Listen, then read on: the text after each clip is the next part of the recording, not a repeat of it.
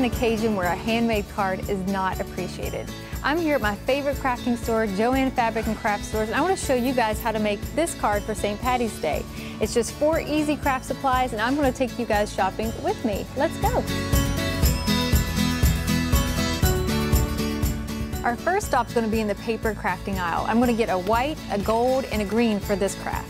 For my envelopes and cards, I'm going to use the craft paper. I like to use this because you can use it for so many different projects, and it's perfect. Still in the paper crafting aisle, and one of the ways you can decorate your card is with a rubber stamp. You want to make sure you get your ink pad to go with it. And for our last crafting supply, you will find this in the Sewing Notions aisle. This is rainbow ribbon. They have a variety of ribbon you can choose.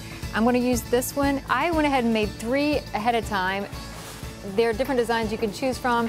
I pre-printed what I wanted the cards to say on cardstock paper. This one says, "May the luck of the Irish be with you. Kiss me, I'm Irish," and I printed the kiss on that one. And this one just says "lucky," and I used that gold cardstock paper, cut out a little horseshoe, and glued it onto my card. I want to show you how to assemble the cards. So I pre-cut them using an X-Acto knife and a ruler before we started, and got them to be the size that you want to fit on your card. Like that. You want enough green to show and you want the card to show.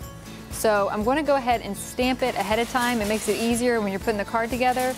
So we bought our little clover over there, and we have our green stamp. So I'm going to stamp it, get it nice and covered, and I'm going to try to center it as well as I can. And there you go. You have a little clover.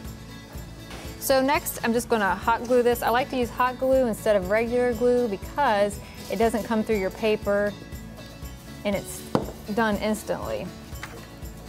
So then I center it. Sometimes you can use a ruler if you need to. And then the next thing I'm going to do is punch a couple holes because I want that rainbow ribbon to come through.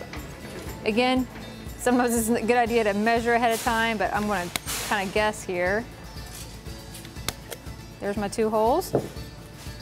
Here's my ribbon. I cut a little angle on the end so that way it slides right through.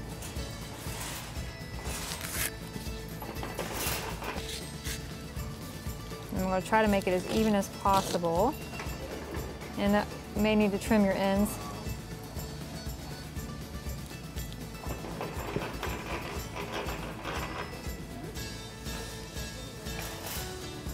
Definitely going to trim the ends of this one. I don't like the frayed.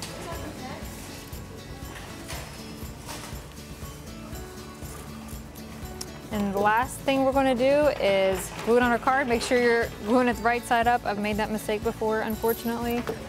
Again, we're going to use a little hot glue